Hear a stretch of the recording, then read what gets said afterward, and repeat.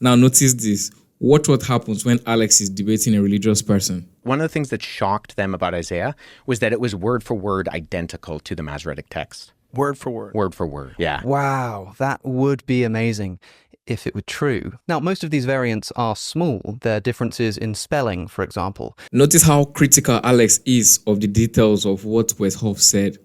The mere fact that some spellings and punctuations were different made Alex to disagree with the fact that the two scripts are identical word for word, because obviously it wasn't word for word. You notice how critical Alex is right now. Now, the problem arises from the fact that Alex does not use this level of scrutiny when he's talking to someone that is an atheist. But there is a serious question in here that most of the time when we evolve a desire for something, we evolve a desire for food, for warmth, this kind of thing.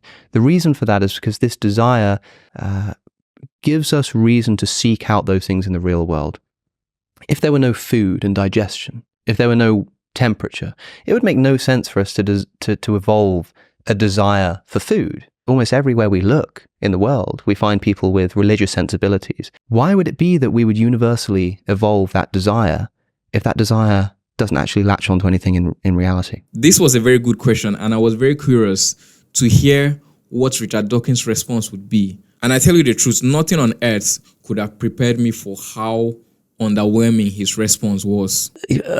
Some people may have a sexual desire for a film star that they're never going to meet and wouldn't look at them if they did, and that doesn't mean that there's anything realistic about it. It's a natural extension of sexual desire. Of course, the film star exists. Well, it doesn't exist as in any realistic sense as far as this wretched person is concerned. I tend to agree with you. Please tell me I'm not the only one that noticed how easily Alex let that response slide, because what Richard Dawkins said made no sense at all. The supermodel exists in reality, and the fact that the guy that is trying to have sex with her doesn't have any realistic chance of getting with her doesn't mean anything, because his desire is still grounded in something real.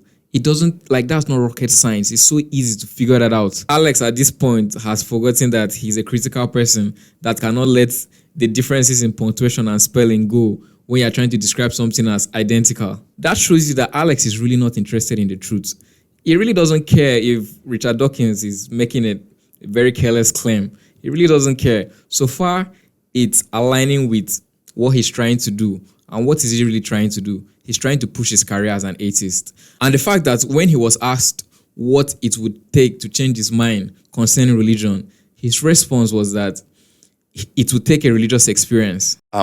What would it take for you to become a theist? Would it take increased understanding? Would it be an argument? Would it be some kind of scientific proof? I'd want something that is an experience that I can identify is an experience of God. It becomes clear that the point of all this debate is really not to find the truth, because he has already made up his mind that there is no form of linguistical confrontation that can make him change his mind. What I'm trying to say is that he has made up his mind that there's nothing you can tell him that is ever going to change his mind. He has made up his mind already. And he has said the only thing that can change his mind is actually a religious experience.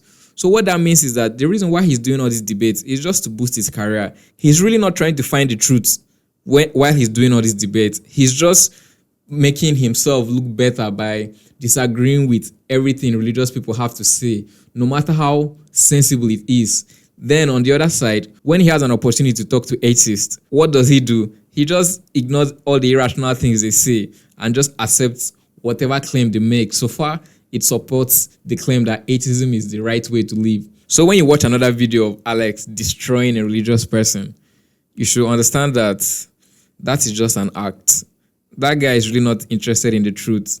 If not, he wouldn't be biased against religious people. He would apply the same level of scrutiny to both sides, and he clearly doesn't. So you can't trust his conclusions because his conclusions are clearly biased. One of the funniest things I've noticed about atheists is the fact that they seem to think that they are the first people in existence to think that there is no God. But then if you observe a little critically, you realize that all the ancient societies were religious. An atheist response to that would probably be, of course they were religious. They didn't really understand science and anything. They thought everything was divine. That's why they were religious. But that is not accurate at all. The fact that all ancient societies appear to be religious only shows that the ones that were not religious died out.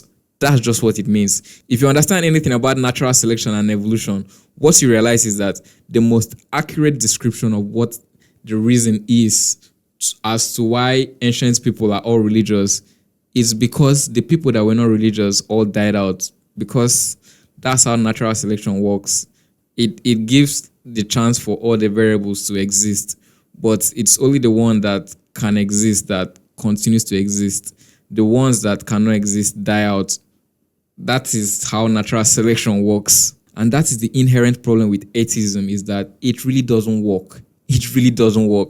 And it's so funny that the atheists have not noticed that the Enlightenment movement has already failed. They really think that it hasn't failed. Like, it failed. Look around you. It didn't work. For the atheist, you can begin typing your nasty comments. Like, I'm used to it by now. It really means nothing to me. So let me know what you guys think. Like and subscribe if you haven't already, and see you guys in the next video. Peace.